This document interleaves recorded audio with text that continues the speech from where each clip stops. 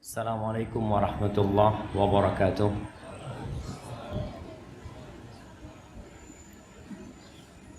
Alhamdulillahi rabbil alamin. Wa bihi nasta'in ala umurid dunya waddin. Segala puji bagi Allah Jalla Jalaluh, Rabb alam semesta ini. Dialah yang menciptakan bumi ini, Dia yang mengurusin, dan Dia yang mengawasi, serta Dia yang bakal menghancurkan alam semesta ini. Kita meminta tolong kepada Allah dalam semua urusan kita, baik dalam urusan agama atau dalam urusan dunia. Semua punya masalah. Ada yang masalah di dirinya adalah kemalasan beribadah. Ada masalah di dirinya kecintaan kepada dunia yang berlebihan. Ada masalah di dirinya utang yang tak kunjung terbayarkan. Kita semua punya masalah. Jabal Rahmah juga punya masalah. Masjidnya nggak selesai-selesai. Duitnya kemana? Nggak dikorupsi duitnya kan? Kalau ini bukan duitnya dikorupsi, duitnya nggak ada jemaah. Masalahnya mafi fulus. Tapi insya Allah, semoga rumah Allah yang sedang dibangun ini Allah mudahkan untuk menyelesaikan. Bukan hendak membangun masjid yang mewah, tapi membangun masjid yang nyaman dan layak. Ana terus terang sholat ngelihat karpetnya kayak gini, Masya Allah. Ini yang bisa cepat hitam jidatnya itu karpet kayak gini nih. Jadi bukan karena sholatnya sering, enggak, karena sering sholat di masjid di Jabal Rahmah gitu. Nah, harapan nanti masjid itu jadi nyaman. Karpetnya itu jangan sampai karpet masjid lebih jelek daripada karpet di rumah kita.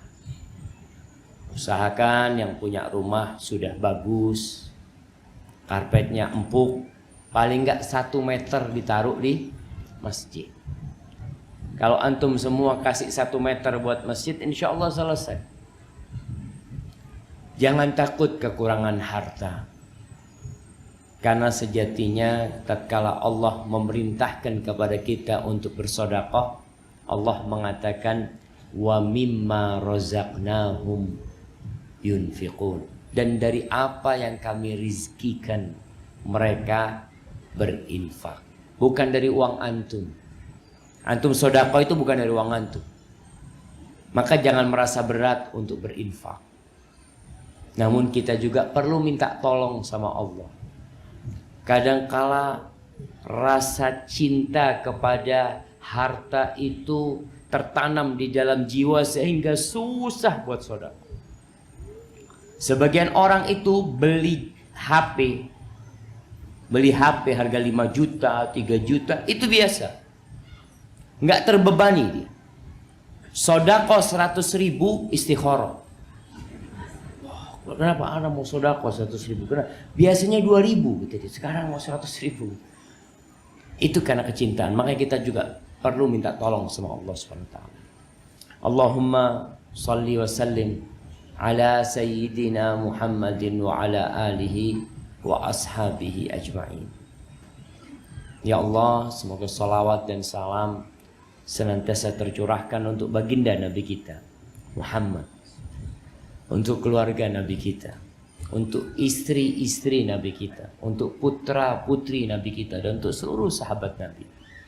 Semoga Allah meridai kita bersama mereka. Amma ba'd. Ahibbati fillah, kajian ini sebenarnya untuk siapa? Untuk ibu-ibu. Kenapa bapak-bapak hadir? Betul jemaah. Para sahabat wanita itu sempat datang ke tempat Nabi Muhammad SAW. Yang mengatakan, ya Rasulullah, kita ini nggak bisa ikut kajian dengan engkau. Karena laki semua yang selalu dekat dengan dirimu. Kita butuh ilmu. Betul kata Nabi SAW. Sudah, kalian kumpul di rumahnya fulana. Kumpul di rumahnya fulana, nanti aku datang ke sana. Jadi kajian khusus ibu-ibu itu sudah ada dari zaman Rasulullah SAW. Kenapa? Karena mereka butuh pencerahan khusus. Maka gimana bapak ini? Suruh keluar. Soalnya anak tahunya kajian buat ummahat. Kalau memang bapak-bapak mau hadir, syaratnya satu. Dengarkan, jangan tanya. Yang boleh tanya siapa? Ibu-ibu. Rasulullah sallallahu alaihi wasallam ketika salat Idul Fitri atau Idul Adha, selesai beliau memberikan ceramah kepada kaum lelaki. Artinya kaum lelaki itu nggak kumpul sama perempuan, perempuannya di belakang. Akhirnya Rasulullah sallallahu alaihi wasallam mendatangi safnya para wanita. Kenapa? Karena beliau alaihi salatu wassalam hendak memberikan nasihat khusus buat para wanita. Beliau bersama Bilal bin Rabah. Bilal itu bawa surban. Sesampainya di saf wanita, Rasulullah sallallahu alaihi wasallam mengatakan, "Ya ma'syaran nisa, tasaddaqna wa akthirnal istighfar." Wahai para wanita, kalian banyak-banyak sedekah dan banyak-banyak istighfar. Kenapa? Beliau mengatakan, fa inni ra'aitukunna aktsara ahlinna. Aku melihat kebanyakan kalian itu penghuni neraka. Ibu-ibu dengar, kebanyakan ibu-ibu itu di surga apa di neraka? Ini kata Nabi SAW. Nabi mengatakan banyak-banyak sedekah. Sehingga pada waktu itu para wanita bersedekah. Dari apa? Dari perhiasan mereka. Ada yang buka antingnya, dilepas, dilemparkan kepada selendangnya Bilal bin Rabah. Ada yang cincinnya dilemparkan ke selendangnya Bilal. Ada yang mungkin gelangnya dilemparkan. Jamaah rahimakumullah. Ketika Nabi SAW mengatakan hal itu, seorang dari mereka bertanya, "Wa ma lana ya Rasulullah aktsaru ahlin nar?" Kenapa kita ni wahai Rasul alaika salatu wassalam ya Rasulullah, kenapa kebanyakan kita itu penghuni neraka? Ya kita perlu tahu sebabnya. Karena kalau kita tahu sebabnya, insya Allah kita bisa menghindari. Kalau seorang berangkat ke dokter, lalu hanya cerita, "Dok, aneh ini sakit dok," sama dokter dikasih obat. Dia minum sembuh. Pekan depan balik lagi ke dokter. Kenapa? Ternyata dia nggak tahu sebabnya. Sebabnya itu kamu sakit karena makan sambal. Kurangin makan sambal. Ketika mengurangin makan sambal, alhamdulillah nggak pulang lagi, nggak balik lagi ke dokter, dia sembuh. Maka wanita ini bertanya, obatnya banyak sedekah, banyak istighfar, tapi dia ingin tanya, kenapa sebab wanita itu banyak di neraka? Faqala Rasulullah sallallahu alaihi wasallam, "Tukthirna al-la'na wa takfurna al-ashir." Kalian itu banyak melaknat. Perempuan itu lisannya gampang sekali melaknat, mencela, memaki. Khususnya berkaitan dengan laknat itu. Teman anak pernah melihat seorang ibu marah sama anaknya dipukul kepalanya sambil dikatakan laknatullah alaih. Semoga Allah melaknat. Subhanallah. Banyak wanita itu bawa perasaan. Beda sama laki-laki. Sehingga tatkala perasaannya merasa disakiti, perempuan itu langsung melaknat. Itu sebab pertama. Yang kedua, watakfurnal ashir. Dan kalian banyak kufur kepada pasangan hidupnya. Kufur kepada suaminya. Bapak-bapak, istrinya pandai bersyukur semuanya. Bapak-bapak, istrinya pandai bersyukur, kurang pandai bersyukur. Dari mana tahu itu? Dari Nabi Muhammad SAW. Nabi yang jelasin. Artinya kalau ada perempuan pandai bersyukur, Masya Allah, spesial banget. Itu wanita spesial. Istri-istri Nabi itu pernah mengalami ini. Istri-istri Nabi itu pernah menuntut nafkah lebih kepada Nabi Muhammad SAW. Akhirnya oleh Rasulullah SAW mereka semuanya diboikot selama 1 bulan. Nabi tidak kumpul sama istrinya selama 1 bulan. Ibu-ibu dengerin. Apa penyebabnya? Karena mereka minta tambahan nafkah. Itu salah satu sebab. Yang Nabi berikan kepada mereka, ya mereka kurang menerima. Perempuan itu dikasih 1 juta, kurang apa lebih? Kurang. Kasih 2 juta, kurang apa lebih? Kasih 10 juta, kurang apa lebih? Kurangnya mah. Akhirnya Rasulullah SAW mendiamkan mereka 1 bulan. Setelah itu turun firman Allah di surah Al-Ahzab ayat 27-28 atau 28-29. Allah mengatakan, Ya ayyuhan nabiyyu qul li azwajika in kuntunna turidnal hayatad dunya wa zinataha fata'alaina umatti'kunna wa usarrihkunna sarahan jamila. Katakan kepada istri-istrimu, kalau yang kalian inginkan itu kehidupan dunia, perhiasan dunia, kemilauan dunia, fata'alaina, kalian semua ke sini. Aku kasih kepada kalian harta. Aku kasih pesangon buat kalian, lalu aku ceraikan kalian semuanya dengan perceraian yang indah. Nggak bisa dilanjutkan hidup dengan wanita seperti itu.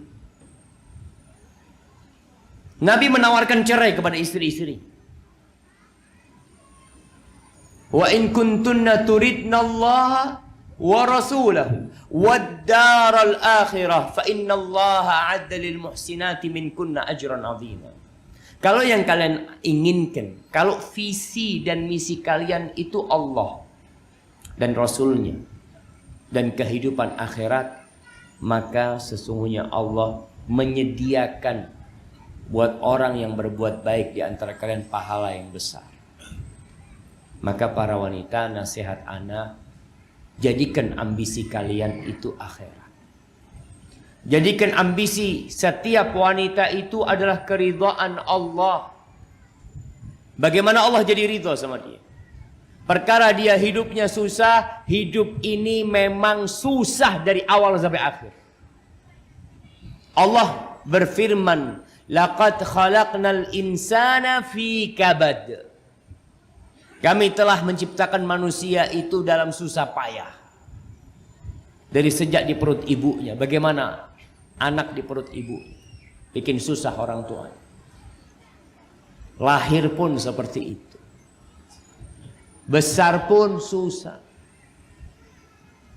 Terus apa yang perlu dipersiapkan? Pandanglah dunia ini hanya jembatan sementara yang mau dilewatin. Segala petaka yang menimpa dirimu, yakinlah dia akan pergi. Segala kesulitan yang sedang kau hadapi, sebentar lagi akan ada kemudahan. Karena Allah mengatakan, fa inna ma'al usri yusra. Inna ma'al usri yusra. Problematika rumah tangga. Suami mau kawin lagi. Mana bapak-bapak yang mau kawin lagi? Angkat tangan, nak kasih hadiah. Jamaah. Oh, enggak ada. Angkat tangan biar kameranya langsung. Masya Allah. Coba yang ini, Masya Allah. Antum istri berapa? Oh, baru satu. Udah berapa lama menikah? Oh, baru 2 tahun. Masya Allah. Udah mau nambah? Masya Allah. Kasih hadiah. Allah yassirul umur. Itu menjadi beban buat wanita. Kadangkala wanita itu, istri itu, yang menjadi lawan dia adalah mertuanya sendiri. Ribut sama mertuanya, bukan suaminya lagi. Suaminya udah nggak dianggap sama dia. Ada sebagian wanita itu yang bahagia kalau suaminya mati. Alhamdulillah sudah mati dia. Khususnya yang tua-tua ini, jangan dipikir istri-istri antum ini masih senang sama antum. Dia itu kesian aja sama antum. Mau dibuang takut habis manis sepah dibuang. Nah, itu terjadi dalam kehidupan. Sebagian itu menjalani rumah tangganya hanya untuk menyelesaikan kehidupan ini. Selesai Ustaz, kalau ana tidak mendapatkan hak ana dari suami ana minta hak ana kepada Allah Subhanahu wa taala. Ana akan minta hak ana di padang mahsyar sama suami. Allah mengatakan fawailul lil mutaffifin. Celaka buat orang-orang mutaffifin. Siapa mutaffifin ini? Salah satu contoh mutaffifin adalah orang yang kalau menimbang barang milik orang dia kurangin, kalau dia beli, dia minta timbangan yang pas, yang sempurna. Sebagian pasangan hidup kita itu seperti itu. Nuntut istrinya sempurna, tapi dia sendiri nggak pernah sempurna. Nuntut istrinya melakukan kewajiban-kewajibannya, sang suami tidak memikirkan kewajiban dia sebagai seorang komandan di dalam rumah. Ini termasuk mutaffifin. Maka hati-hati. Tapi itu apa tugas kita menghadapi semua ini? Sabar. Itu modal utama kita. Jadi wanita, ketika engkau memiliki suami, engkau diuji dengan suami. Ketika engkau bercerai, engkau diuji dengan janda dan ngurus anak-anak. Ketika engkau menikah lagi dengan bayangan dapat suami yang lebih baik daripada suami yang pertama, ternyata suamimu kurang lebih seperti yang dulu. Maka itulah ujian, dan dalam ujian ini ada 2 orang yang sukses. Yang pertama, yang bersyukur kalau dapat nikmat. Yang kedua, yang bersabar kalau dapat musibah. Maka para wanita, ingat pesan Rasulullah SAW, kalian banyak sedekah, kalian banyak istighfar. Isi waktu-waktu kalian dengan istighfar supaya rasa qanaah itu datang. Ketika engkau banyak sedekah, engkau nanti sama harta ini tidak terlalu peduli. Engkau dapat harta, ya engkau sedekahkan buat kebaikan, bukan untuk memperkaya dirimu. Hadza wallahu a'lam bissawab. Itu yang bisa Anda sampaikan, karena memang kita akan masuk ke sesi tanya jawab pada kesempatan kali ini. Masya Allah. Ini dari akhwat semuanya.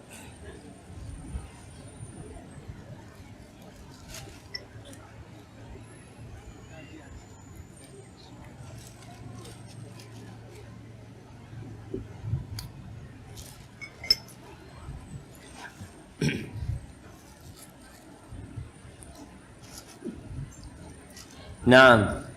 Assalamualaikum warahmatullahi wabarakatuh.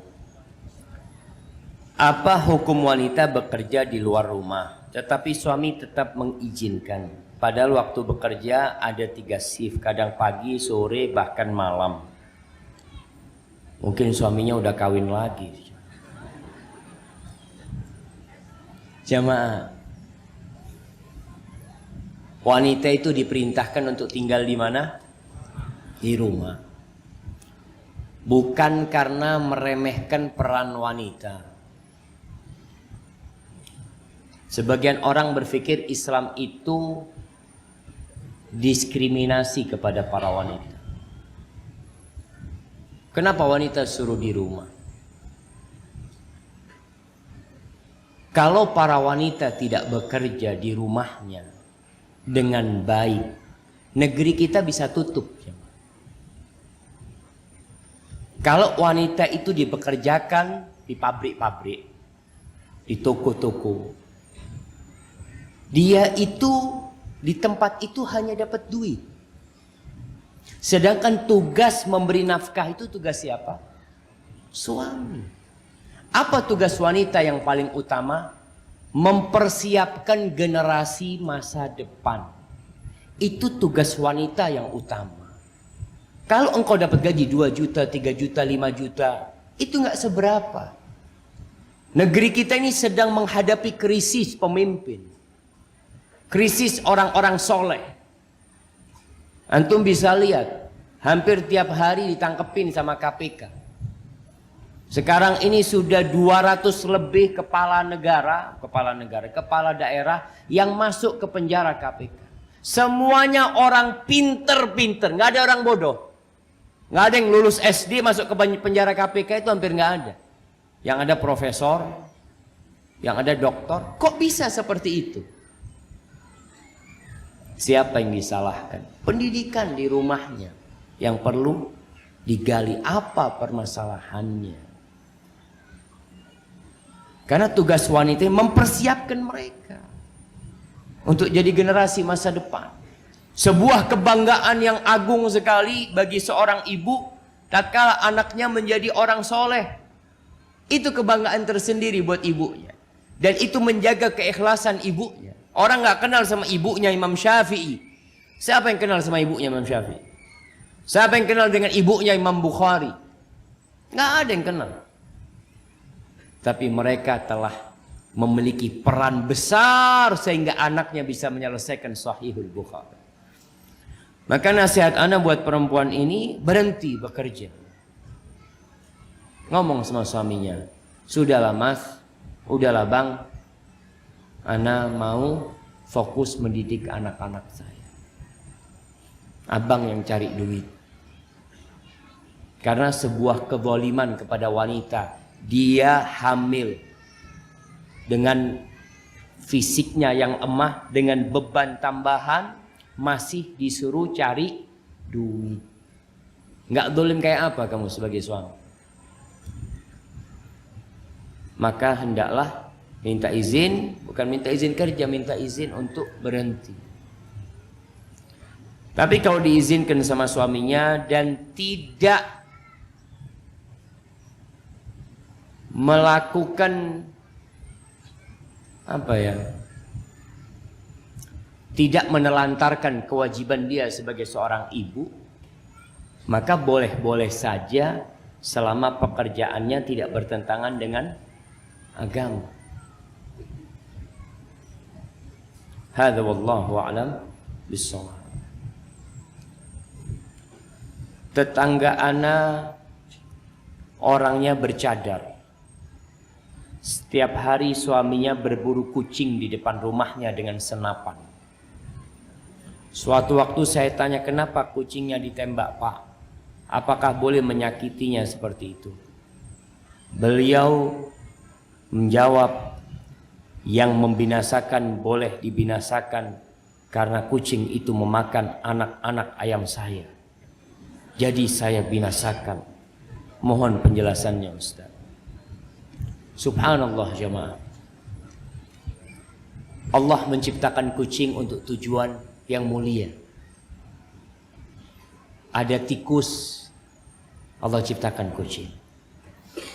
Kalau kucing makan anak ayam antum, seharusnya yang dikasih tahu siapa? Yang punya kucing atau yang punya ayam? Yang punya kucing atau yang punya ayam. Karena Syekh bin Utsaimin rahimahullah ta'ala ditanya tentang bolehkah kita membunuh kucing-kucing tersebut. Tergantung dari apa yang mendorongmu untuk melakukan itu. Ketika itu banyak kucing-kucing di perkampungan jamaah, akhirnya ada pertanyaan, boleh nggak kucing itu dikebiri? Supaya tidak beranak pinak banyak gitu. Maka diperbolehkan hal itu. Tapi membinasakan kucing hanya karena sebab itu, ana rasa itu hal yang kurang bijak. Seharusnya diusir itu kucing. Ditangkap kucing itu, dibuang ke tempat yang ada makanan di sana. Sehingga dia akan lebih manfaat di tempat itu. Karena kucing itu bukan termasuk binatang yang kita diperintahkan untuk membunuhnya. Yang seharusnya antum bunuh itu siapa? Tikus. Antum berburu tikus. Antum punya anak ayam, antum berusaha untuk bagaimana menjaganya supaya tidak dimangsa oleh kucing-kucing tersebut. Hadza wallahu a'lam bishawab. Ustaz, bagaimana agar meyakini diri untuk konsisten dalam berhijrah? Iman yang perlu ditumbuhkan dalam hati kita. Maka buat teman-teman yang hijrah, nasihat ana, dalamin juz amma. Antum baca juz amma dengan tafsirnya. Baca tafsirnya lagi. Ketika antum sholat, antum membaca surat-surat pendek itu, hadirkan makna dari apa yang antum baca. Juz amma ini terdiri dari 37 surat. Hanya 3 surat kira-kira yang turun di kota Madinah. Sisanya itu turun di kota Mekah. Dalam rangka untuk menumbuhkan keyakinan kepada Allah Azza wa Jal dan kepada hari kiamat. Sehingga banyak pembahasan juz amma itu berkaitan dengan mati, dengan kenikmatan di surga, dengan kenikmatan di dunia buat orang-orang yang beramal soleh, yang dia akan mendapatkan kebaikan itu. Maka itu yang perlu ditumbuhkan di diri kita. Maka buat orang yang meyakini untuk hijrah, dibaca lagi, supaya hijrahnya tidak hanya tren ikut-ikutan. Temennya pakai kerudung, ikut pakai kerudung. Temennya buka kerudung, ikut buka kerudung. Maka berusaha untuk menumbuhkan keyakinan itu dengan belajar lebih dalam lagi. Bicara hijrah ini jamaah, orang yang hijrah menuju kepada Allah dan Rasulnya itu akan kehilangan banyak kelezatan di dunia ini. Dia akan merasakan sebuah kondisi yang kata Rasulullah sallallahu alaihi wasallam, ad-dunya sijnul mu'min wa jannatul kafir. Dunia itu penjara buat orang yang beriman. Penjara. Antum bayangkan yang namanya penjara. Dan surga buat orang-orang kafir. Dunia ini. Jadi ketika antum hijrah, antum akan rasakan jeruji besi itu menghalangi antum. Mau berbuat ini nggak boleh. Mau santai nggak bisa. Ada panggilan sholat. Mau puasa, masya Allah, beban kita.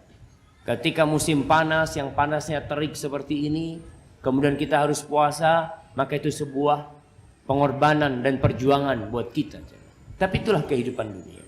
Jadi yang hijrah, persiapkan diri untuk merasakan kondisi penjara. Tapi nggak lama jemaah. Berapa lama? 70 tahun selesai. Satu hari kelak di akhirat itu sama dengan 1000 tahun. Nggak ada apa-apanya 70 tahun antum susah di dunia. Barakallahu fikum. Mohon penjelasannya tentang nafkah seorang istri yang dicerai talak oleh suaminya melalui proses persidangan pengadilan agama. Ana pernah baca di undang-undang perkawinan kompilasi hukum Islam dan surah talak ada beberapa nafkah. Satu, nafkah yang diabaikan, masa lampau yang tidak diberikan wajib diberikan. Dua, nafkah iddah. Tiga, nafkah mut'ah. Tapi bagaimana jika suami yang menjatuhkan talak itu tidak mau memberikan hak-hak istri yang ditalaknya? Apakah itu termasuk zalim? Apakah akan menjadi hak mantan istri di akhirat nanti jika tak diberikan di dunia oleh suami? Baik, nafkah itu ada nafkah yang wajib. Pesangon buat wanita yang diceraikan itu tergantung kondisinya. Ada yang dianjurkan saja. Maka kalau suami tidak memberikan, dia tidak berdosa.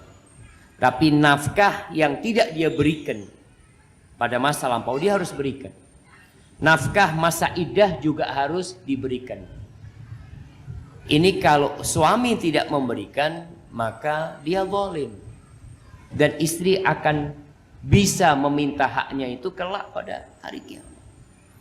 Kemudian buat para suami, kalau engkau menceraikan istrimu dan istrimu punya anak, lalu anak itu ikut ibunya, pertanyaannya, siapa yang wajib memberikan nafkah kepada anak-anak itu? Bapaknya. Sampai kapanpun anak-anak itu tanggung jawab bapaknya, walaupun anak itu ikut ibu. Jadi jangan meninggalkan kewajiban ini. Sebagian orang berpikir kalau anak ikut istrinya, ya sudah, mantan istrinya selesai, anak nggak ngurusin anak-anak. Padahal tetap dia wajib memberikan nafkah. Dan kewajiban bapak dalam mendidik anak-anaknya tetap sama persis seperti belum bercerai. Nggak ada yang berubah. Bukan dengan bercerai kewajibannya berkurang mendidik anaknya, memberikan nafkah kepada anaknya. Tetap. Kalau sang anak itu ikut ibunya, yang ngurusin ibunya, maka perlu perhatian. Ibunya juga dikasih nafkah.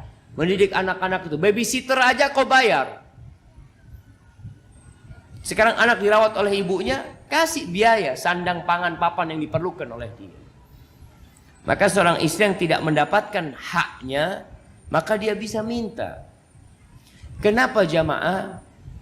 Sebagian ustadz itu melarang nikah siri. Kenapa? Karena rawan kezaliman. Hak-hak istri itu nggak didapat. Karena nggak ada bukti itu istrinya.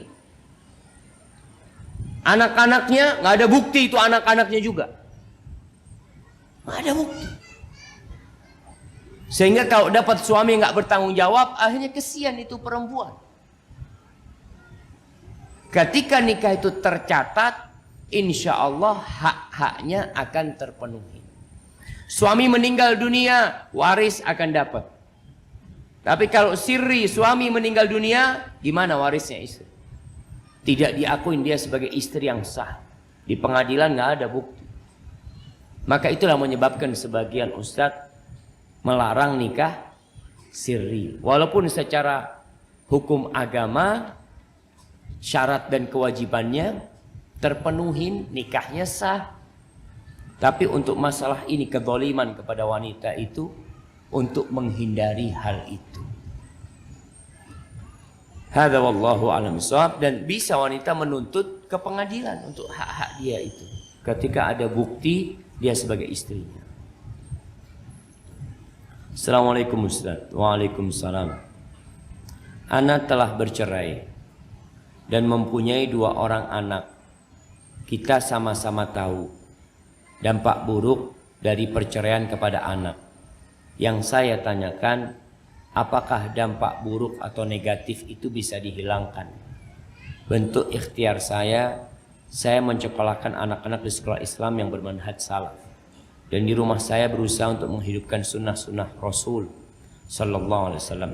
Mohon nasihatnya dan doanya buat saya dan anak-anak saya. Syukran Ustaz. Jazakallah khair. Jamaah, perceraian ini kalau sesuai dengan sunnah, karena cerai itu ada yang bid'ah, ada yang sunnah. Perceraian kalau sesuai dengan sunnah, insya Allah dampak negatifnya akan berkurang. Bahkan bisa jadi perceraian itu berdampak positif. Bisa jadi. Ketika tidak bercerai, suami istri ini tiap hari ribut, kesian sama anaknya. Malah kumpulnya suami istri ini di rumah menyebabkan anak-anaknya jadi trauma. Melihat bapak ibunya berantem tiap hari. Ketika bercerai, anak-anaknya mendapatkan kedamaian. Nggak ada lagi teriakan bapaknya memarahi ibunya.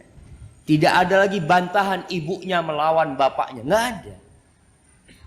Maka perceraian bisa jadi solusi terbaik buat anak-anak. Dan buat suami atau buat istri.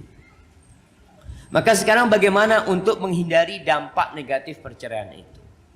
Nasihat ana, jangan jauhkan anak dari ibunya atau dari bapaknya. Karena biasanya kalau bercerai, anak ikut ibunya, sang ibu itu akan memberikan vaksin kebencian kepada bapaknya. Bapak kamu itu kayak gini, bapak kamu seperti ini. Dan itu terjadi, jemaah. Kalau anak ikut bapaknya sama. Bapaknya berusaha menghalangi anaknya dari ibunya. Bahkan mengancam ibunya. Kalau kamu melihat-ngelihat anak, nanti aku akan bawa lari anak ini. Supaya kamu tidak ketemu lagi sama anak itu. Sudah, jangan berkunjung ke rumah. Jangan lihat anaknya. Ini dampak buruk dari perceraian.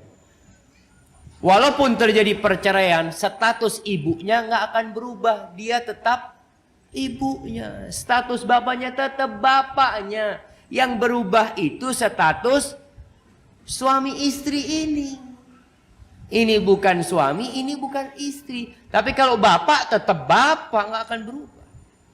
Hati-hati orang tua yang menanamkan kebencian kepada anaknya. Kata Nabi Muhammad sallallahu alaihi wasallam, la yadkhulul jannah qati.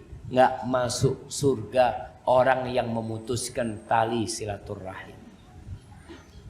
Ibu menyebabkan anak durhaka sama bapaknya. Bapak menyebabkan anak durhaka sama ibu. Sudah. Kalau terjadi perceraian, Allah mengatakan wala tansawul fadla bainakum. Jangan melupakan kebaikan-kebaikan yang terjadi di antara kalian. Sampai berbuah 2 anak. Berarti kan rumah tangganya sebenarnya bagus. Hanya saja memang takdir mengatakan lain, engkau harus berpisah. Jadi sang ibu ketika ngerawat anaknya, bapakmu itu baik. Nah, Masya Allah. Bapakmu itu perhatian sama ibu, sama engkau itu cinta bapakmu itu. Hanya memang ya mungkin ibu nggak bisa melanjutkan pernikahan dengan bapak ya. Mungkin takdirnya berbicara lain. Bikin anak itu menerima. Sehingga anak itu kalau mau ketemu bapak, fadhol nak ketemu bapak. Sang bapak pun seperti itu. Untuk mengurangi dampak negatif perceraian ini. Sampaikan. Kadang-kadang mereka tanya, kenapa bapak sama ibu berpisah? Waduh, nak, bapakmu itu wanita nakal. Wanita nakal. Kok bapakmu? Ibumu itu wanita nakal. Enggak boleh. Kalau memang mungkin ibu anak itu melakukan kesalahan, ketahuilah kesalahan itu bukan untuk diumbar. Rasulullah sallallahu alaihi wasallam mengatakan man satara musliman satarahullah. Barang siapa yang menutupi aib seorang yang beriman, seorang Islam, maka Allah akan menutupi aibnya. Tutupi aib dia. Sudahlah. Kalau itu memang harus menjadikan sebab perpisahan, udah berpisah dengan cara baik-baik. Kepada mertua, anak-anak juga kenalkan kepada kakek dan neneknya. Berangkat ke sana. Kemudian peran kakek dan nenek. Jangan sampai membuat cucunya ini benci sama ibunya juga. Kadangkala ada peran orang banyak yang menciptakan kondisi permusuhan. Itu harus dihindari. Barakallahu fiikum. Masya Allah jemaah. Ana lihat hawanya tambah hangat jemaah.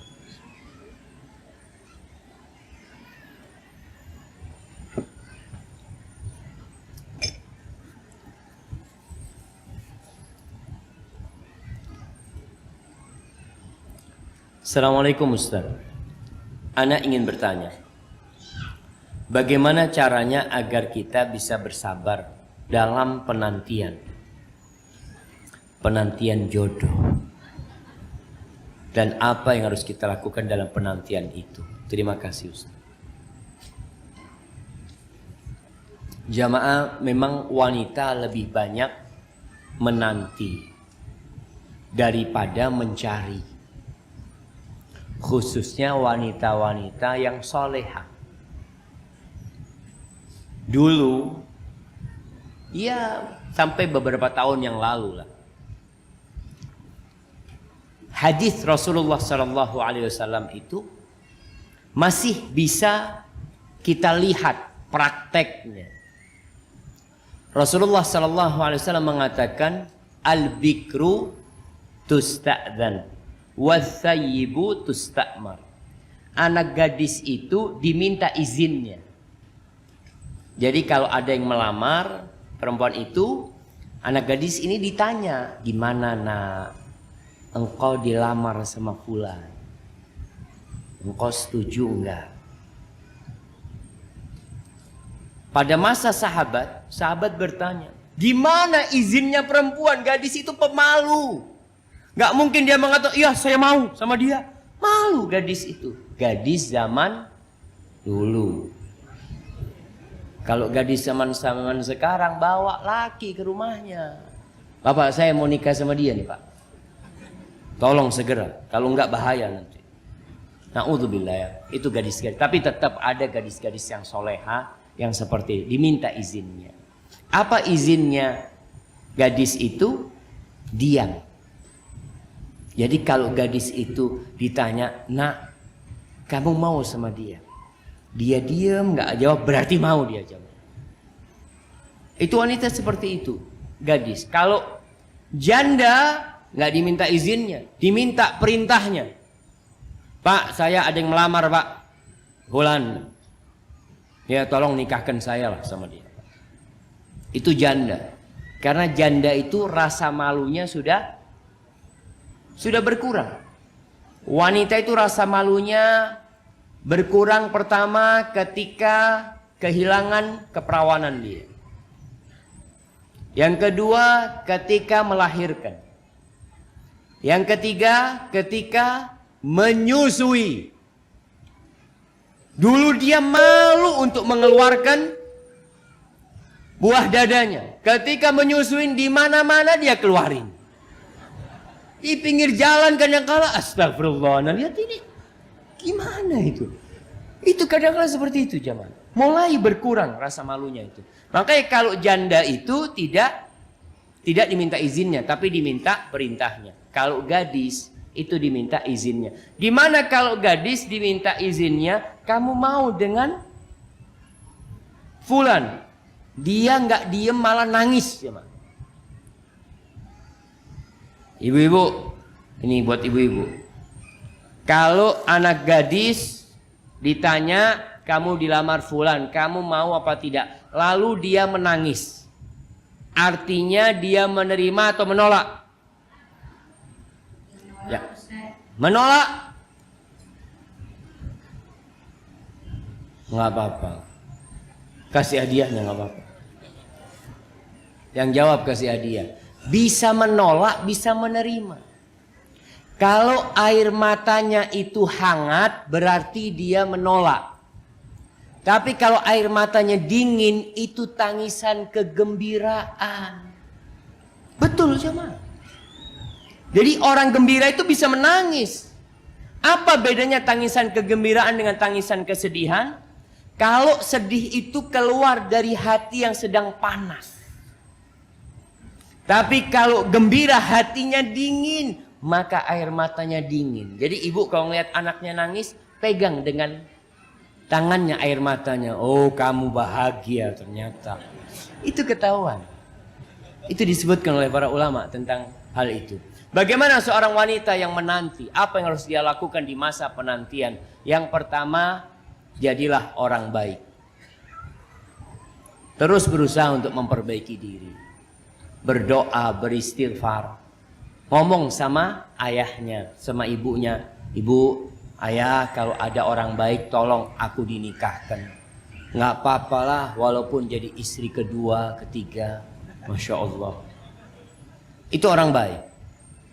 Artinya dia minta orang soleh. Karena ada wanita-wanita yang menunggu.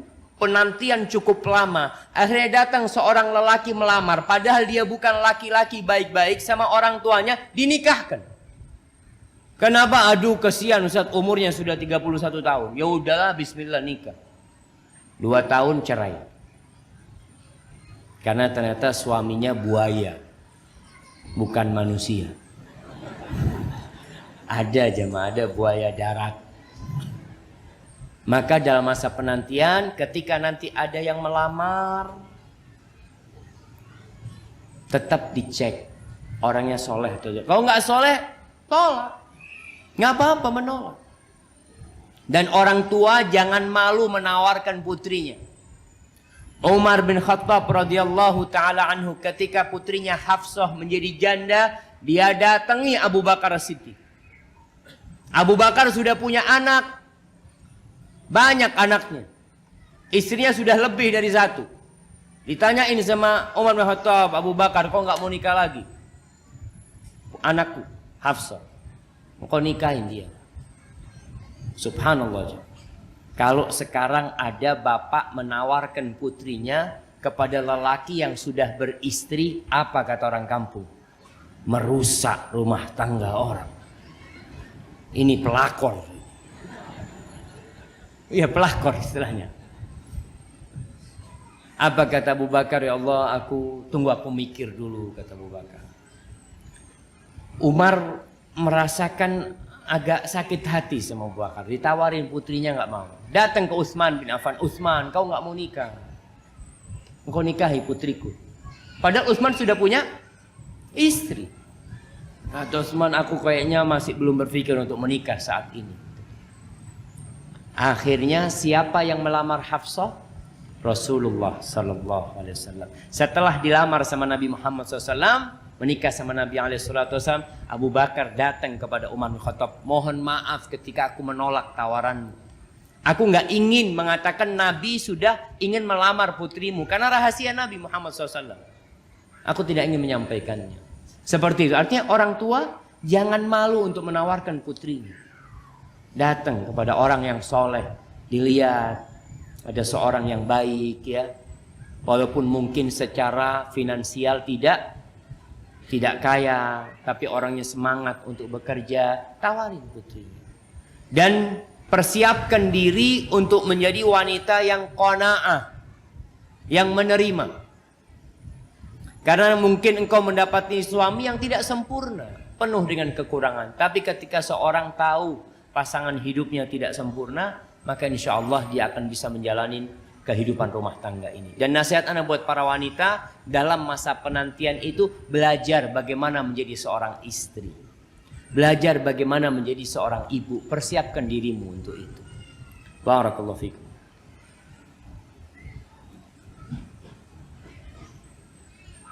Assalamualaikum warahmatullahi wabarakatuh. Dan keluarga selalu sehat. Afwan Pak Ustadz, Ana bertanya di luar tema hari ini. Ana ingin bertanya, tadi Ana sempat menonton streaming Pak Ustadz ba'da subuh tentang mumpung masih hidup. Begini Pak Ustadz, orang tua Ana sudah meninggal dunia. Ana sangat merindukan kebersamaan orang tua Ana, masakan ibu Ana. Apakah Ana bisa bertemu orang tua Ana di akhirat? Ana takut tak bisa bertemu orang tua, misalnya Ana di neraka, orang tua di surga. Ana masih penuh dosa, belum banyak amal. Subhanallah jamaah ya. Yang masih hidup, tolong berbakti kepada orang tuanya. Waktu kita nggak banyak, waktu mereka juga tidak banyak. Entah siapa yang dahulu meninggal dunia, tapi usahakan antum sudah berbakti kepada orang tua. Kalau sang anak merindukan orang tuanya, maka hendaklah mendoakan kedua orang tuanya. Baca Rabbighfirli wa liwalidayya warham kama rabbayani shaghira. Kalau ingat sama ibunya, sampaikan kepada Allah, Allahumma gfirlah, mohon ampun buat kedua orang tuanya. Itu yang bisa dilakukan anak. Banyak-banyak sedekah buat orang tuanya. Mungkinkah anak berjumpa dengan orang tuanya kembali? Mungkin. Allah mengatakan, walladzina amanu wattaba'athum dzurriyyatuhum biiman alhaqna bihim dzurriyyatahum wama alatnahum min amalihim min syai'. Kata Allah, dan orang-orang yang beriman yang kemudian diikutin oleh anak keturunan yang beriman, kami akan kumpulkan mereka bersama anak keturunan mereka kelak di surga Allah Subhanahu wa taala. Dikumpulkan bagaimana? Dengan dua cara. Yang pertama, adanya ziarah di antara mereka. Karena surga itu ada 100 derajat. Mungkin sang ayah di derajat ke-9, anaknya di derajat ke-10. Itu bisa saling ziarah. Ini salah satu makna dikumpulkan sama mereka. Makna yang kedua, anaknya diangkat ke derajat yang lebih tinggi. Kalau derajat bapaknya lebih tinggi, ikut derajat bapaknya. Kalau derajat anaknya lebih tinggi, ikut derajat anaknya. Seperti itu, dikumpulkan mereka. Dengan catatan mereka orang-orang yang beriman. Maka berusahalah anti selama hidup ini, kalau merasa banyak dosa, jadilah orang yang baik. Kesian orang tua antum yang membesarkan antum, membesarkan anti ya. Banyak-banyak anti beristighfar buat kedua orang tua, banyak-banyak sholat sunnah, banyak-banyak puasa. Semoga hal itu menyebabkan orang tua masuk surga dan anti pun masuk surga. Barakallahu fiikum. Ana jamaah dari Karimun. Masya Allah, ana suka dengan ceramah Ustadz dari Karimun, Masjid Al-Hikmah dan Baitul Karim. Ana ikut terus sampai ke sini. Ana berdoa semoga Ustadz selalu dalam lindungan Allah dan kita bertemu di telaga surga bersama Rasulullah sallallahu alaihi wasallam. Amin. Ana mau tanya, apa saja yang harus kita lakukan apabila iman menurun, Ustadz? Jazakallah khair. Subhanallah jamaah. Al-imanu yazdadu wa yanqus. Akidah ahlus sunnah wal jamaah, iman itu bisa naik, bisa turun. Apa yang harus kita lakukan ketika iman turun? Yang pertama antum lakukan adalah istighfar. Bertobat dan minta ampun. Kenapa? Sebuah kaidah umum yang harus antum pegang. Bahwa al-imanu yazdadu bit-ta'ah wa yanqus bil ma'siyah. Iman itu bertambah karena ketaatan, turun karena maksiat. Itu kaidah. Jadi ketika iman turun berarti ada dosa yang antum lakukan. Lalu apa yang harus dilakukan? Istighfar, tobat. Hati antum sedang ada noktah hitam. Kalau dibiarkan noktah hitam itu akan bertambah. Dan bisa jadi hatinya tertutup karena dosa-dosa. Maka tatkala iman turun, istighfar. Kemudian yang kedua, baca Quran. Karena orang-orang beriman itu, kata Allah Subhanahu wa taala, "Idza tuliyat 'alaihim ayatuhu zadathum imana." Kalau dibacakan kepada mereka ayat-ayat Allah, imannya bertambah. Jadi antum harus baca Quran, harus dengerin orang baca Quran, datang pengajian yang menyampaikan firman-firman Allah Subhanahu wa taala supaya imannya bertambah.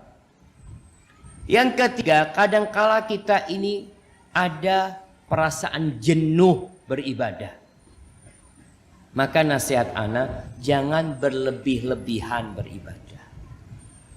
Nggak boleh berlebih-lebihan beribadah. Puasa, tiap hari puasa, jangan. Rasulullah SAW memberikan wasiat kepada Abdullah bin Amr bin As yang dia puasa tiap hari supaya puasa cukup 3 hari dalam sebulan. Yang penting istiqomah. Puasanya tanggal berapa? Ya terserah. Antum mau puasa Senin, Kemis, Senin, silahkan. Antum mau puasa 13, 14, 15, itu mulia. Cukup. Ini kalau yang mau minimalis 3. Oh enggak, aku lebih kuat dari itu. Ya kalau kau lebih kuat dari itu, kau puasa sehari berbuka 2 hari. Sehari puasa 2 hari. Kata Abdullah bin Amr bin, aku lebih kuat dari itu. Katanya kalau gitu kau puasanya Nabi Daud. Artinya seorang itu hendaklah berusaha untuk istiqomah dalam sebuah amalan walaupun sedikit. Jangan berlebihan. Antum berlebihan ya, sholat malam Masya Allah. Dari jam 1 sampai subuh. Tiap hari. Hanya bertahan berapa hari? 7 hari. Habis gitu aduh iman ana sedang turun sekarang. Antum lebih baik sholat malam tiap malam setengah jam.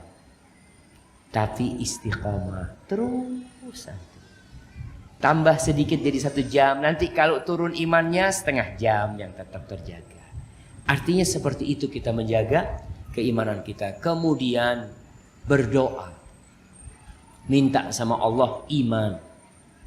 Rasulullah sallallahu alaihi wasallam mengatakan, innal imana la yakhlaqu fi jawfi ahadikum kama yakhlaqu thawb. Iman itu bisa lusuh di dalam hati kalian seperti lusuhnya pakaian. Terus apa yang harus dilakukan? Fasalullaha ayyujaddida imanakum. Kalian mintalah kepada Allah agar Allah memperbaharui keimanan kalian. Jadi iman yang lama yang usang ini perlu diganti dengan keimanan yang baru. Sambil terus banyak berzikir. Hadza wallahu a'lam bishawab. Pak Ustadz, gimana cara menghadapi suami yang ingin wanita cantik tapi nggak dimodali? Nafkah yang diberikan masih sering kurang, tapi suami banyak nuntut. Istri berpenampilan seperti artis. Jangan seperti artis. Ini suaminya suka nonton sinetron. Tapi jadilah wanita yang memang benar-benar cantik. Bapak-bapak, kalau antum menikahin 1000 wanita dari Baghdad, kemudian ada 1 wanita dari Damaskus, antum tetap akan kepingin menikahin itu wanita. Kenapa? Karena antum tidak menundukkan pandangan antum. Tapi kalau antum menundukkan pandangan antum, istri antum itu cukup buat antum. Orang menuntut istri ini seperti itu karena matanya kemana-mana. Tapi memang tidak bisa dipungkirin ibu-ibu. Godaan di luar rumah itu sangat menakutkan sekali. Ana semalam di Pulau Karimun itu tinggal di rumah. Alhamdulillah tenang hati ini. Hari ini tinggal di hotel. Masuk hotel, astagfirullahaladzim. Nah, ana lihat. Memang nanti buat panitia yang ngundang ana kalau datang lagi tinggal di rumah. Cari rumah yang menjaga hati. Betul, itu godaan besar sekali. Maka istri harus selalu tampil cantik. Tapi gimana nggak dimodalin? Harus pandai-pandai memanfaatkan yang ada. Artinya Rasul sallallahu alaihi wasallam ketika mengatakan siapa wanita yang paling baik, kata beliau alaihi salatu wassalam, allati idza nadarta ilaiha sarratka, yang kalau engkau memandang kepada dia, masya Allah menyenangkan hati. Sekarang bikin suasana di rumah menyenangkan. Suami datang, engkau dalam pakaian yang walaupun apa adanya, tapi paling tidak wangi, menyenangkan hati. Nasihat anak kepada para wanita, kalau suaminya datang dari tempat kerja, jangan ditanya dari mana. Jangan. Tapi ditanya mau apa? Allahu Akbar. Itu suami kalau masuk rumah ditanya mau apa, dia bingung. Ini warung apa rumah ini? Karena biasanya yang ditanya mau apa itu di mana? Rumah makan gitu loh. Dia, ya Allah, istriku berubah sekarang. Ini paling tidak membuat suami betah di rumah. Maka berusahalah pakai pakaian. Ana lihat kebanyakan wanita, ya nggak tahu lah ya. Banyakan wanita atau ana salah. Kalau di rumah itu, dia itu tampil biasa-biasa aja. Sebagian suami itu kalau masuk rumah, lihat istrinya berhias, bingung dia, mau kemana? Kenapa? Karena kebanyakan wanita berhias kalau keluar rumah. Ini harus dirubah sekarang. Bikin suaminya kalau melihat istrinya berhias di rumah, yang dia katakan, Masya Allah, hari ini aku gak akan keluar rumah. Karena dia dapat istri yang cantik. Jadi memang hendaklah wanita menerima kondisi suaminya. Memang banyak suami yang suka menuntut.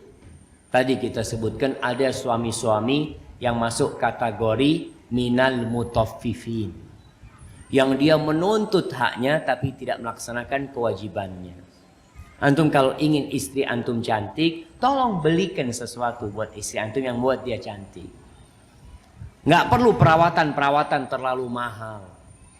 Karena memang ada wanita yang ya perawatan harus ke salon. Sekali masuk salon 700.000. Suami gaji 1,5 juta. Buat ke salon 2 kali nggak makan sebulan. Maka tahu dirilah dengan kondisi suami, dan suami pun harus tahu diri dengan kondisinya dia. Ada sebuah ungkapan dahulu mengatakan, waman yakhdu bil hasna waman yakhdu bil hasna falyasbir ala ghala'il muhur. Barang siapa yang melamar wanita cantik itu harus sabar dengan biaya yang mahal, jemaah. Wanita cantik itu bedaknya 700.000, bedaknya. Belum apa?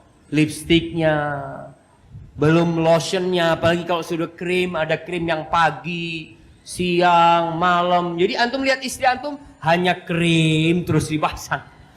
Ada yang seperti itu kerjaannya. Maka cari istri jangan yang terlalu cantik, yang biasa-biasa aja, tapi yang soleha. Insya Allah antum soleha, dia pandai mempercantik dirinya, sehingga biayanya tidak terlalu mahal. Saya mau tanya, gimana kalau suami di rumah suka diam sama istrinya, tapi kalau sama temannya malah dia yang paling lucu? Bagaimana hukumnya Ustaz? Soalnya suami datang Ustaz. Suaminya hadir ini jemaah. Masya Allah, ana izin minum dulu jemaah. Bismillah.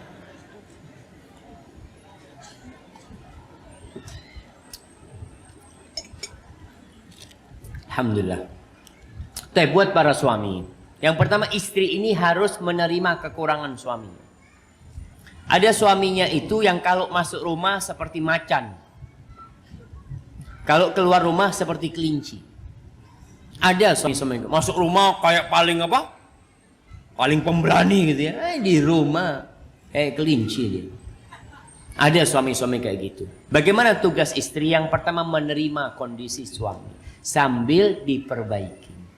Menerima itu membuat semua jadi indah. Masjid ini jamaah, walaupun beratapkan apa atapnya ini? Apa namanya?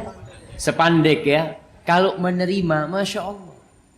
Antum sujud di atas karpet yang kasar ini, kalau antum menerima, seakan-akan sujud di karpet Masjid Nabawi. Allah, gitu kan? Nggak kepingin bangun-bangun antum dari karpet itu jamaah.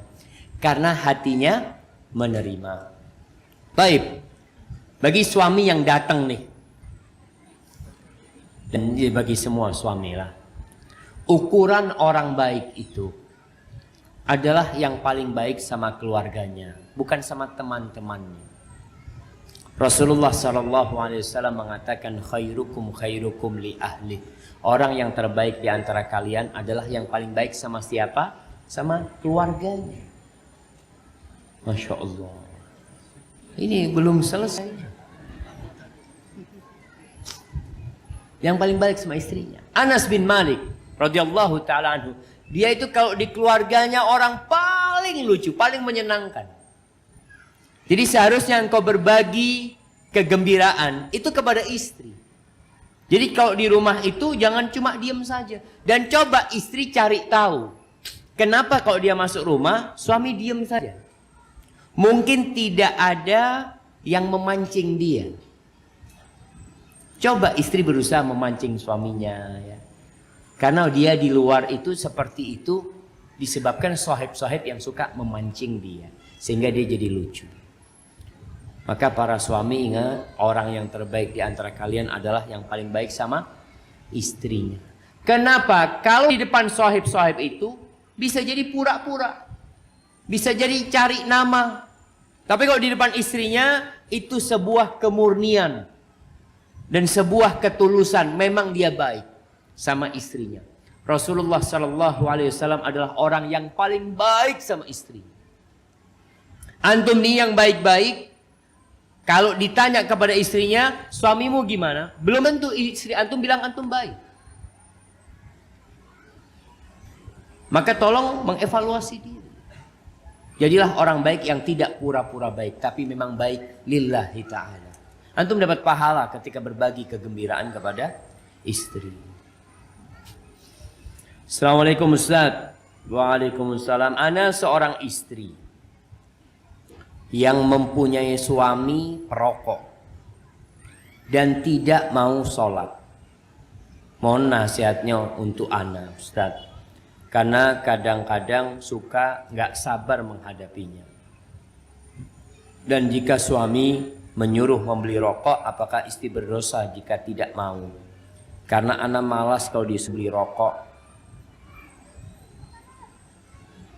Soalnya meyakini hukum rokok haram. Haram apa makruh? Rokok haram apa makruh? Sebagian berpendapat makruh. Padahal pemerintah sudah mengharamkan. Pemerintah mengharamkan apa tidak, jemaah? Pemerintah di mana-mana wajibkan pasang rokok itu membunuhmu. Apa hukumnya membunuh diri?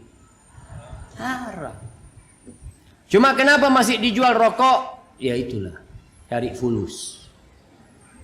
Padahal rokok sangat berbahaya sekali jamaah. Gak ada manfaatnya, yang ada bikin orang kantongnya kering, badannya kering katanya. Badannya juga kering. Apa tugas istri menghadapi suami yang seperti ini? Kalau suami tidak sholat sama sekali, tinggalkan itu suami. Nggak ada baiknya suami kayak gitu. Tapi pertanyaannya, kenapa engkau mau dengan suami kayak gitu? Nemu di mana? Betul jemaah. Kesalahan kadang-kala dari kita, karena pernikahan itu pilihan hidup. Pasangan hidup itu pilihan kita. Terkadang engkau memilih itu laki karena fulus. Karena tampan. Urusan agama engkau tidak pernah pedulikan dahulu. Sekarang ketika engkau dapat hidayah, engkau mulai berpikir, nggak nyaman hidup dengan dia. Dulu nyaman-nyaman aja. Beli rokok dibelikan 2 kardus lagi. Dulu. Sekarang udah mulai engkau dapat hidayah, alhamdulillah. Maka sekarang bagaimana engkau memperbaiki suami. Tapi kalau suami tetap nggak mau sholat jamaah, ketahuilah, meninggalkan sholat itu dosanya lebih parah daripada berzina. Daripada suaminya perampok, pemerkosa. Itu rukun Islam. Cukup sebagai bentuk besarnya dosa sholat, meninggalkan sholat ini. Orang yang meninggalkan sholat itu keislamannya diperselisihkan oleh para ulama. Keislaman dia itu diperselisih. Sebagian mengatakan kafir. Kalau mati nggak disolatin di masjid, nggak dikuburkan di kuburan umat Islam. Di mana? Bikinkan jurang. Di sini Jabal Rahmah banyak tanah kosong, udah bikinin jurang, masukkan sana, tutup sudah. Nah, itu orang yang meninggalkan sholat jamaah. Jangan main-main dengan urusan sholat ini. Makanya kalau sama hak Allah dia tidak memberikan, apalagi haknya istri, haknya anak-anak itu ya. Tapi kalau engkau masih berharap suami, alhamdulillah Ustaz, kadang kala sholat, kadang kala berhenti sholat, ya berusaha untuk diperbaiki. Tapi kalau sama sekali tidak sholat, sudah tinggalkan. Gugat cerai. Bagaimana dengan anak-anak ya Ustaz? Wa man yattaqillah yaj'al lahu makhraja. Barang siapa bertakwa kepada Allah, maka Allah akan berikan kepadamu solusi jalan keluar. Wa yarzuqhu min haitsu la yahtasib. Allah akan kasih rizki dari arah yang tidak disangka-sangka. Maka tolong diperhatikan urusan meninggalkan sholatnya. Kalau urusan merokok, ya mungkin suami memang masih ya tergoda dengan rokok karena dari dulu merokok. Kalau anti disuruh beli rokok, nggak apa-apa, istri menolak. Tanya, beli rokok sana? Enggak bang, aku nggak ingin membunuh suamiku. Aku sayang sama suamiku. Nah, karena rokok membunuhmu. Jangan. Barakallahu.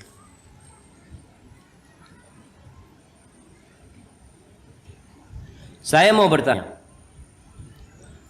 Ana harus minum dulu gimana?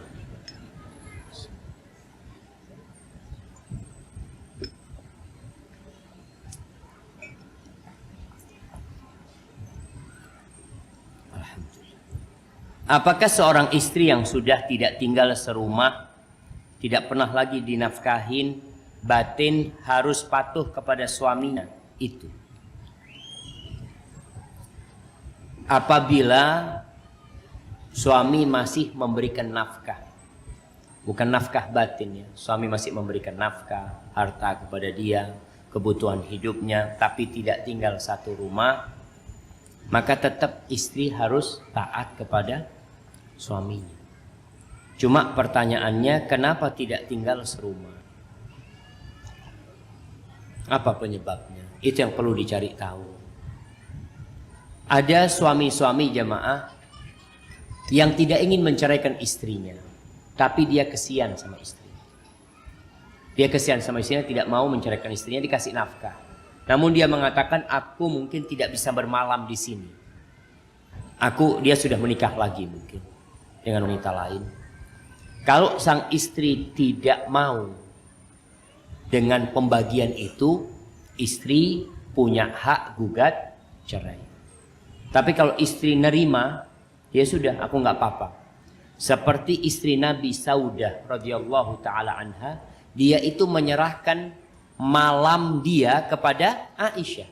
Jadi Nabi SAW udah tidak bermalam lagi di rumahnya Saudah. Enggak, Saudah sudah tua, sudah sepuh pada waktu itu. Maka kalau ada kesepakatan nggak ada masalah gitu. Tapi kalau sang istri menolak, mama nggak mau dengan sistem seperti itu, ya sudah, dia mengatakan berarti cerai solusinya. Jangan sampai akhirnya engkau nggak nurut sama suami, nggak taat sama suami.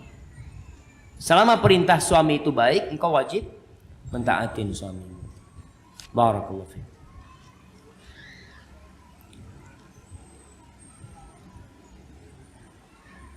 Afwan Ustaz, ana mau tanya, ana baru mengenal sunnah, tapi ana lihat kok kajian khusus ummahat yang di rumah-rumah lebih rame dibandingkan yang ada di masjid-masjid. Kebetulan yang kajian di rumah-rumah itu disediakan makanan. Bagaimana menurut pendapat Ustaz untuk saya yang baru mengenal sunnah? Mungkin banyak penyebabnya.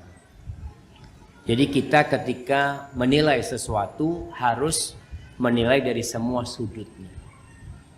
Kajian di rumah itu lebih nyaman memang. Yang pertama, wanita yang datang bulan bisa datang ke sana.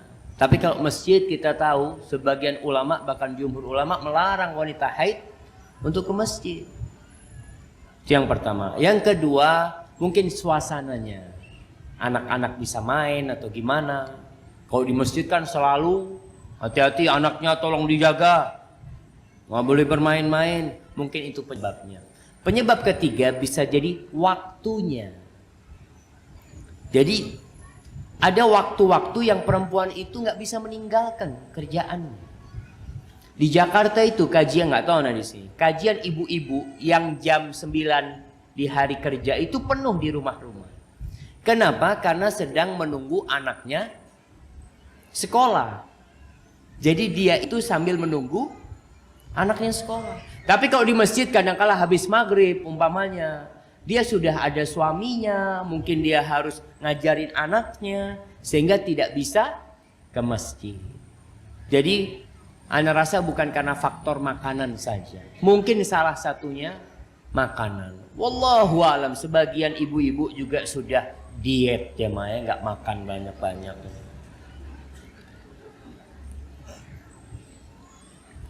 Nah, bismillah. Saya sudah hijrah lebih dari 2 tahun yang lalu. Tapi saya merasa Allah memberikan hidayah pas di awal saya hijrah. Saya merasa Allah mencabut hidayahnya. Karena saya masih terus melanjutkan pacaran saya yang sudah 6 tahun.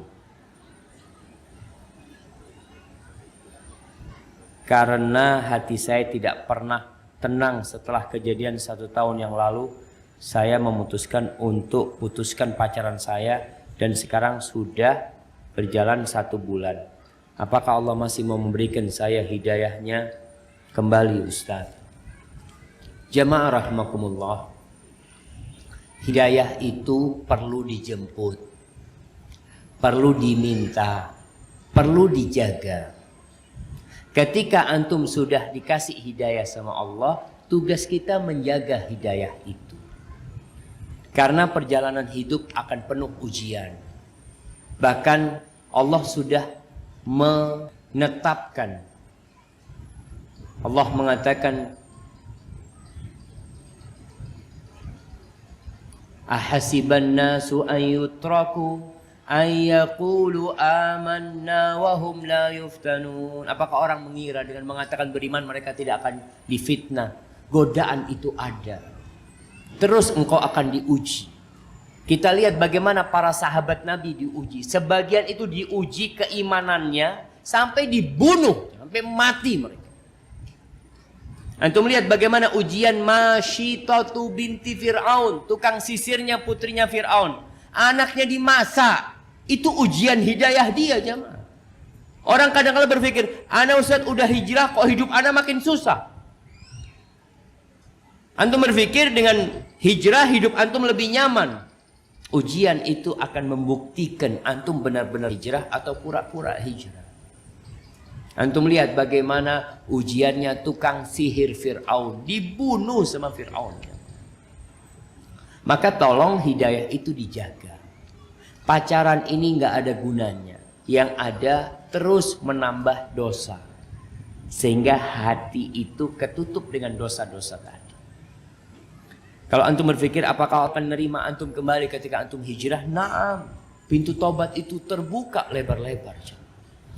Maka kembalilah kepada Allah Subhanahu wa taala. Putuskan.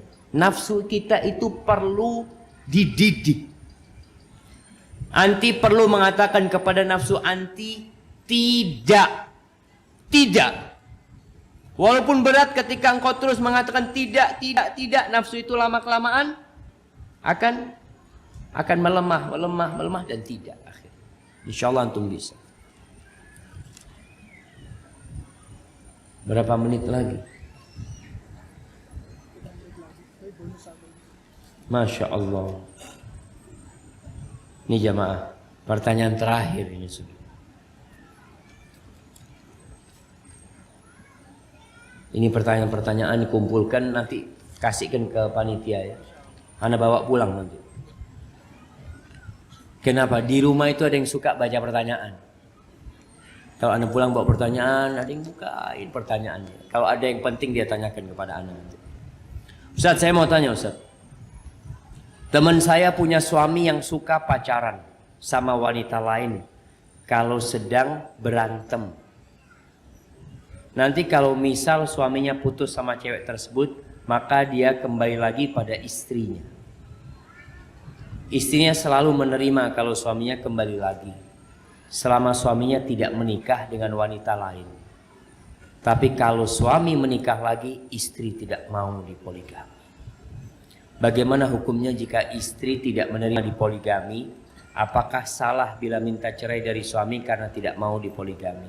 Dan apakah benar kalau uang istri adalah milik istri, uang suami adalah milik istri? Ini masalah yang besar. Ketika wanita-wanita mendapati suaminya berbuat dosa, dia tidak gugat cerai. Suaminya pacaran, keluar dengan wanita lain, dia tidak gugat cerai. Selama suaminya tidak kawin lagi. Tapi dengar suaminya kawin lagi, gugat cerai. Na'udzubillah min dzalik. Kenapa ini terjadi? Karena kalau suaminya pacaran, istri masih berharap suaminya tobat. Tapi kalau suaminya poligami, nggak ada harapan tobat. Suaminya berbuat baik, tidak berbuat dosa. Maka tolong para wanita, anti ini harus belajar dari istri-istri Nabi. Ujian buat istri Nabi itu jauh lebih berat daripada ujian buat wanita sekarang. Kalau suaminya poligami. Aisyah itu istri yang paling dicintai.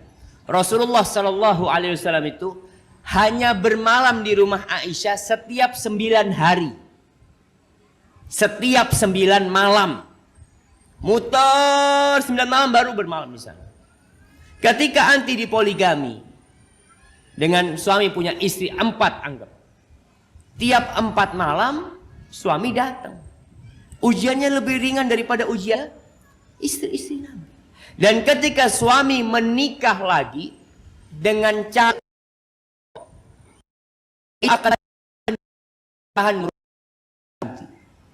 Tapi kalau suami pacaran anti ridho, Allah murka. Apalagi kalau dia berzina, siapa yang tahu? Maka tugas anti adalah berusaha melihat hidup ini ujian. Kalau suami ana menikah lagi dan dengan wanita yang baik dan dia berlaku adil, yang sudah terima. Nggak lama anti menerima hal itu.